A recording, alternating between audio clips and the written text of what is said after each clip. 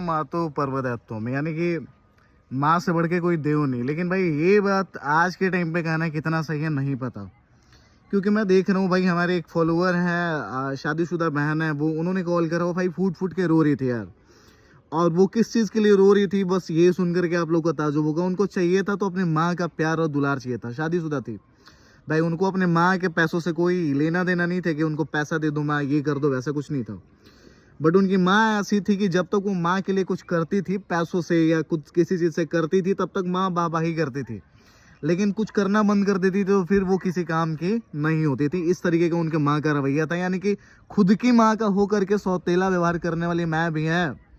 वो चाहे माँ के लिए कलेजा निकाल के ही क्यों ना उसकी बेटी रख दे, लेकिन वो बस पूछेगी तो बेटे को ही पूछेगी। हालांकि बेटे भले क्यों ना हरामी ही क्यों ना, बेटे भले क्यों ना मारते ही क्यों ना हो, लेकिन उनका कलेजा धड़कता है सिर्फ बेटों के लिए। भाई मुझे समझ में नहीं आता, ये लड़कों से 1000 गुना बढ़िया है यार लड़कियाँ। मैंने देखा है भाई, हर जगह देखा है, वो हमेशा स्टैंड बाई करती हैं अपने माँ बाप के साथ। लेकिन कुछ माएँ ऐसी होती हैं जिनको ना दिखता नहीं है यार, मतलब वो बोलते हैं ना कि रियल चीज़ों की कीमत समझ में नहीं आती कि बेटियाँ क्या चीज़ होती हैं। भाई उनको धन नहीं चाहिए आपका, आप धन दे दो बेटों के, वो आपका बस प्यार और स्नेह तो मांग रही हैं।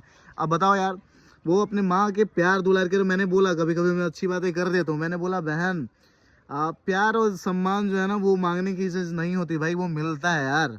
और तुम्हारी माँ प्यार सम्मान नहीं दे रही है तो फिर झूठ मूठ का आप अपने आप को क्यों तकलीफ दे रही हो, फिर उस चीज़ से उभरो और त्याग दो यार। क्योंकि जो तुम्हारी कीमत नहीं समझ रहा है, तुम जो तुम्हें नहीं समझ रहा है, जो तुम अपने पत्थर में तुम कहाँ से देव खोजने निकली हो, वो तुम्हारी माँ नहीं है।